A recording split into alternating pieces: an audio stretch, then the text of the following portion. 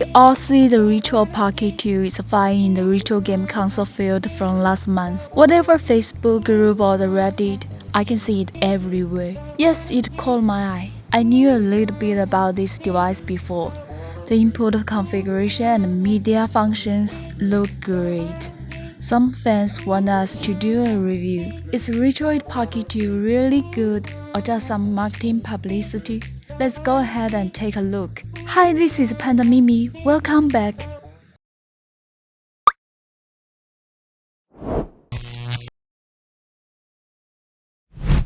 The one I got is pink. You can choose other colors either. I'd say the panel is super sleek. I don't know what the material is. Anyway, it has great sense of touch. The machine has a square profile. I don't like the design. It's thick, unlike ZPG Pro, which has smooth edges. The RP2 is uncomfortable in my hand. We will start with the screen. It's so weird, looks bare without some shields. This is an analog stick, and on my right hand side, this is a digital joystick. I'm not satisfied with how the D-pad feels, because I have to push pretty hard to make the input recognize. It increases strain on my finger. There are the 4 face buttons, and we get a home, select and start there.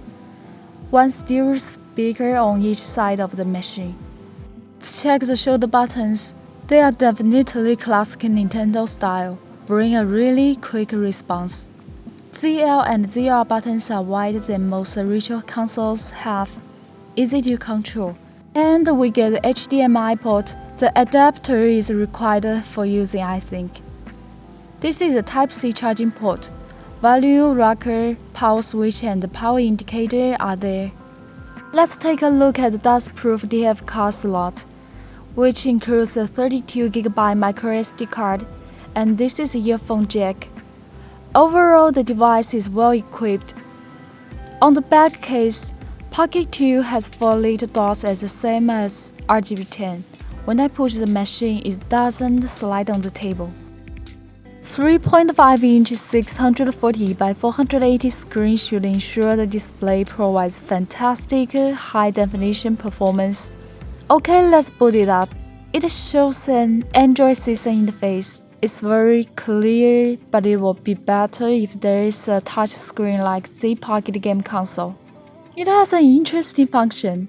Long press the home button to switch to the mouse mode, and click the power button to end the sleep mode.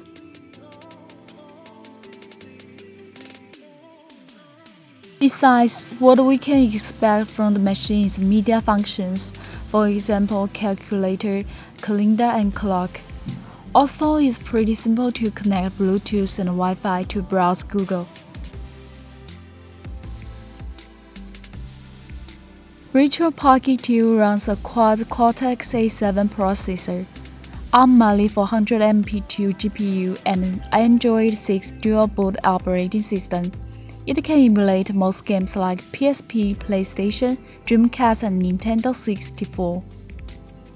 Without further ado, I'll show you some emulators to see the running performance on the device. The image on Mario Kart is kind of fuzzy, and the visual effect is far less than ZPG Pro. It may just in Mario Kart. We will check it in other games. With a 4000 mAh battery and fully charged in 2 hours and a half, there's no need to worry about battery life.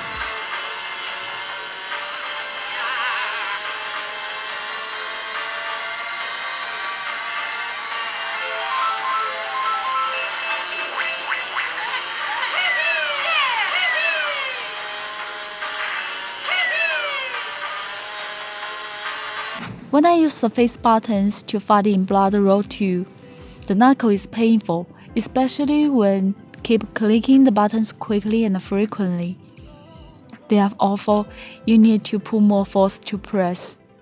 I don't know if other Pocket 2 reviews have mentioned that, or just me have the problem.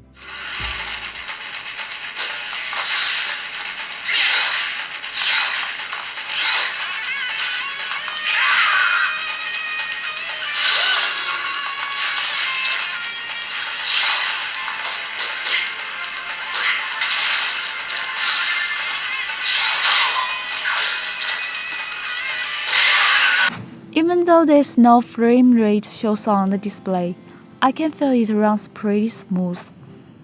I didn't notice any screen tearing so far. It really brings ultra smooth visuals.